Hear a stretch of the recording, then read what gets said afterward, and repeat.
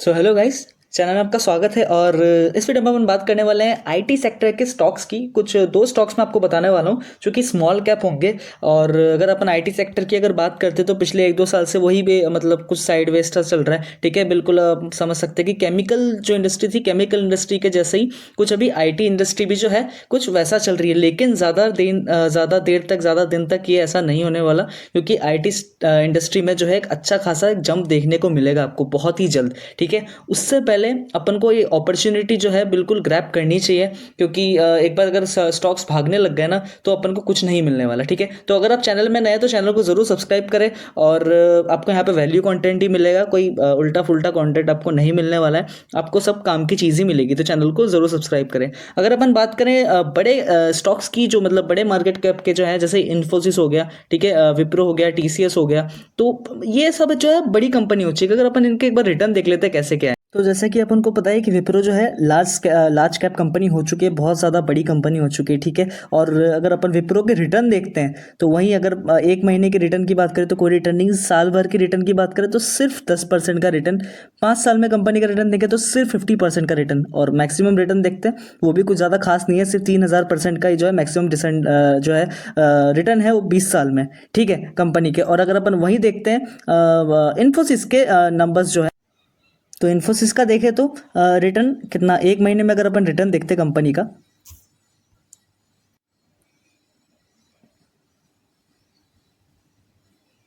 तो इन्फोसिस का देखें तो इन्फोसिस में क्या है, इन्फोसिस में अगर अपन एक महीने का देखें, पिछले एक महीने का कोई रिटर्न नहीं है। ठीक है, 6 महीने का देखें तो इसमें भी नेगेटिव, साल भर का देखते हैं तो सिर्फ 8% के करीब रिटर्न, 5 साल का देखते हैं तो सिर्फ 5 साल में कंपनी ने 100% भी रिटर्न नहीं बनाया, 90% का रिटर्न है सिर्फ। ठीक है, और मैक्सिमम अगर अपन देखें विप्रो का तो 12,000% का रिटर्न बन चुका है। क्यों?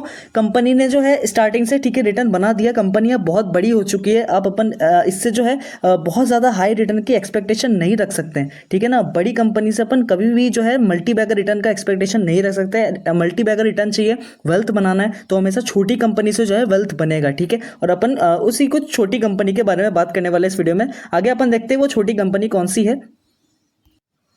तो सबसे पहले कंपनी है सिग्मा सॉल्व। ठीक है, कंपनी के अगर सबसे पहले अगर रिटर्न की बात कर लेते हैं अपन, कंपनी ने कैसे रिटर्न बना के दिए पिछले अगर 6 महीने में देखे कंपनी का नेगेटिव है। ठीक है, एक साल में देखते हैं अपन 31% का रिटर्न, और वहीं अगर अपन 5 साल का या फिर मैक्सिमम देखते हैं तो कितना, 2000% का रिटर्न दिखा रहा है। कंपनी कब आई थी? अभी नवंबर में आई थी, नवंबर 2020 में। वहाँ से लेके जब कंपनी ने अपना हाई मारा तो वहाँ तक कितना, करीब करीब जो है 3000% का रिटर्न कंपनी ने बना दिया था। उसके बाद जो है हाई के बाद से कंपनी अभी करेक्ट है, अपने हाई से कंपनी अभी कितना करेक्ट है वहीं देखे अपन तो 28% के करीब जो अपने हाई से कंपनी अभी गिरी हुई है। तो मतलब एक बहुत अच्छा मौका मानता हूं मैं ऐसी कंपनी में इन्वेस्ट करने का। कंपनी के आप रिटर्न देख लो, आपको समझ में आ जाएगा। ठीक है, कुछ ऐसा फिलहाल तो अगर अपन देखें तो जैसे कोई भी कंपनी हो एक अच्छा रिटर्न बना के देती है तो उसके बाद एक छोटा मतलब जो है साइडवेज फेस देखने को मिलता है, लेकिन वो जो है अपॉर्चुनिटी होती है। और मैं आपको क्यों कह रहा हूँ कि ये कंपनी अच्छी है, फ्यूचर में मल्टी बैगर रिटर्न दे सकती है, अपन इसका एक बार फंडामेंटल्स भी देख लेते हैं। तो करंट प्राइस कंपनी की कुछ 383 रुपीज़ की चल रही है। कंपनी जो है आईटी सर्विसेज प्रोवाइड करती है। ठीक है, अगर आपने सुना होगा वर्डप्रेस के बारे में, तो वर्डप्रेस में जो है प्लगइन्स होते हैं बहुत सारे। ठीक है, कंपनी का काम क्या है, वो प्लगइन्स बनाना। ठीक है, और ये जो काम है मतलब कंपनी जो है बाहर के क्लाइंट्स भी है कंपनी के बहुत, और कंपनी का काम बहुत अच्छा हो रहा है। ठीक है, फंडामेंटल्स अगर देखें अपन कंपनी के तो माइक्रो साइज है कंपनी, अभी छोटी कंपनी है, 500 करोड़ के करीब है। 500 यहाँ पे अपडेट नहीं हुआ है, लेकिन 500 करोड़ के ऊपर जो है मार्केट कैप है कंपनी का। और हाई लो देखे 579 का हाई है और 281 का जो है लो देखने को मिल रहा है। वहीं स्टॉक की पी के बारे में बात करें तो पी जो है बहुत ज़्यादा महंगा नहीं है। ठीक है, पी अभी ठीक देखने को मिल रहा है। बुक वैल्यू 29, और डिविडेंड देती है कंपनी, सबसे बड़ी चीज़ कंपनी डिविडेंड दे रही है आपको। और एक और इम्पॉर्टेंट चीज़, कंपनी की आरओसी और आरओई जो है मतलब एक्सीलेंट से भी एक्सीलेंट, बहुत अच्छा कंपनी ने अपना आरओसी और आरओई मेंटेन करके रखा है। ठीक है, मतलब अगर किसी कंपनी का आरओसी और आरओई 20 के ऊपर होता है तो बहुत एक्सीलेंट होता है। आप देखिए इसमें 56 एंड 50 आरओसी आरओई है, मतलब बहुत ज़्यादा एक्सीलेंट है। ठीक है, आगे अगर अपन कंपनी के नंबर्स देख तो कंपनी की सेल्स देखें तो अगर अपन पिछले 2020 से अगर अपन कंपनी की सेल्स देखते हैं तो कंपनी का 2020 में 10 करोड़, फिर बढ़ के 21 से 41 से 55 और 55 से अब 65। तो कंपनी की सेल्स जो है डेफिनेटली बढ़ रही है, कंपनी का नाम हो रहा है, कंपनी मतलब ग्रो कर रही है, ठीक है। वहीं अगर अपन कंपनी का ऑपरेटिंग प्रॉफिट मार्जिन देखते हैं तो 35% का ऑपरेटिंग प्रॉफिट मार्जिन, मतलब बहुत अच्छा ऑपरेटिंग प्रॉफिट मार्जिन। अगर किसी कंपनी का 20% का भी ऑपरेटिंग प्रॉफिट मार्जिन रहता है, 18% का भी रहता है, तो वो एक्सीलेंट मानी जाती है। कंपनी का ऑपरेटिंग प्रॉफिट मार्जिन देखिए कंसिस्टेंटली देखे तो स्टार्टिंग में जो था 18% था, ठीक है, वो भी अच्छा, फिर 35, 37, 40 और अभी 35, मतलब बहुत अच्छा ऑपरेटिंग प्रॉफिट मार्जिन मेंटेन करके रखा है कंपनी ने, ठीक है, बहुत अच्छा। और नेट प्रॉफिट की अगर अपन बात करते हैं कंपनी के, 2020 में कंपनी का नेट प्रॉफिट 2 करोड़, 2 से 5, 5 से 14, 14 से 15, अब 19 करोड़। तो डेफिनेटली कंपनी में ग्रोथ देखने को मिल रही है। ऐसी कंपनी में आप पैसा नहीं लगाएंगे तो आप फिर कौन सी कंपनी में आप पैसा लगाएंगे।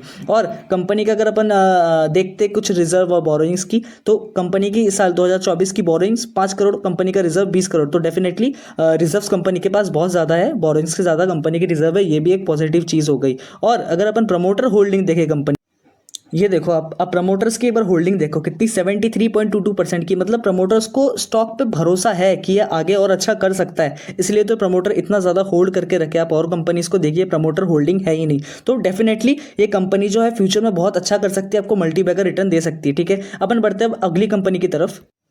तो गाइस अगली कंपनी है हैप्पीएस्ट माइंड टेक्नोलॉजीज। ये भी बहुत अच्छी कंपनी है। अगर अपन स्टार्टिंग से कंपनी का अगर रिटर्न देखें तो 5 साल पहले जो कंपनी जो है 2020 में करीब करीब सिग्मा सॉल्व जब लिस्ट हुआ था उसी टाइम पे जो है उससे पहले कंपनी ये जो है हैप्पीएस्ट माइंड लिस्ट हुई थी, ठीक है। और आने के बाद से इसने कितना रिटर्न बना के दिया, इसने कुछ ही टाइम में जो है 1 साल के करीब में जो है 300% का रिटर्न बना के दे दिया था। लेकिन उसके बाद से जो है कंपनी अभी गिरी हुई है। और अगर अपने हाई से देखें कंपनी कितनी गिरी हुई है तो करीब करीब 44 जो है 45% के करीब जो है कंपनी अपने हाई से नीचे गिरी हुई है, ठीक है। कंपनी के अपन फंडामेंटल्स देख लेते हैं, कंपनी कैसा क्या कर रही है।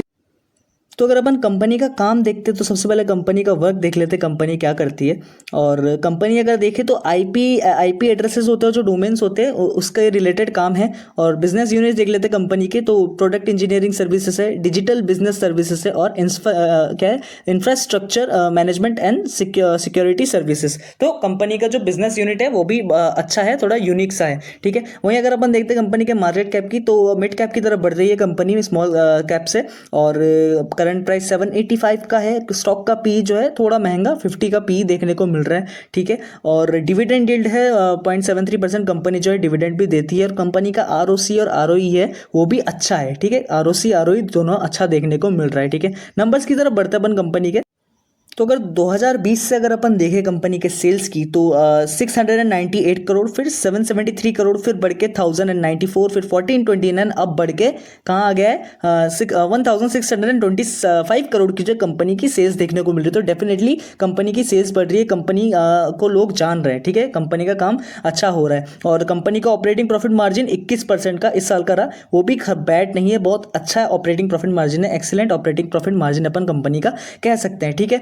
और आगे अगर अपन कंपनी के नेट प्रॉफिट की बात करते हैं तो अब नेट प्रॉफिट देखो 72 करोड़ से फिर 162 से 181, 231, फिर 248 करोड़ का कंपनी का नेट प्रॉफिट। तो ऑब्वियसली जो है नेट प्रॉफिट कंपनी का बढ़ रहा है, कंपनी डेफिनेटली ग्रो कर रही है, ठीक है। डिविडेंड पे आउट भी जो है कंपनी का कुछ 35% के करीब डिविडेंड पे आउट है, ठीक है।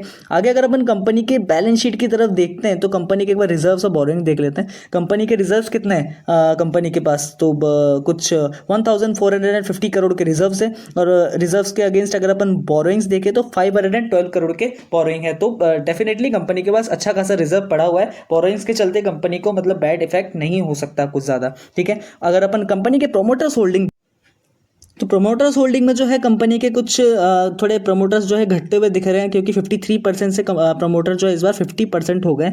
लेकिन अगर अपन वही बात करते हैं एफआईएस की और डीआईएस की, तो एफआईएस की भी जो अच्छी खासी होल्डिंग है 4.96% की है। हालांकि पिछले क्वार्टर में दिसंबर क्वार्टर में जो था वो 5.05% का था, वो घट के 4.69% का हो गया है। तो और डीआईएस का अगर देखते हैं तो अपन डीआईएस जो अपने स्टेक बढ़ा रहे हैं, ठीक है। एफआईएस ने क्लियर किया, लेकिन डीआईएस जो है स्टेक जो है वो खरीद लिया। पिछले बार 2.41% का था दिसंबर में, और मार्च में 2.57। तो डेफिनेटली होल्डिंग्स जो है डोमेस्टिक और फाइनेंस और फॉरेन इंस्टीट्यूशन की बहुत अच्छी देखने को मिल रही है, और कंपनी जो है अच्छा कर सकती है। डेफिनेटली मुझे कंपनी से एक्सपेक्टेशन है। अभी जो मैंने आपको दो कंपनीज बताई वो डेफिनेटली जो है फ्यूचर में अच्छा कर सकती है, आपको एक मल्टी बैगर रिटर्न जो है बना के दे सकती है। छोटी कंपनी है और हमेशा जो पैसा है वो छोटी कंपनी से बनता है, ठीक है। तो आप इन कंपनी में जो है एक अच्छा खासा रिस्क ले सकते हैं, क्योंकि ग्रोइंग कंपनी आपको, जैसे मैंने आपको देखा, फंडामेंटल्स भी कंपनी के बहुत अच्छे नज़र आ रहे हैं। तो डेफिनेटली आप इसमें थोड़ा रिस्क ले सकते हैं, और अपने रिस्क रिवॉर्ड के हिसाब से आप काम करें,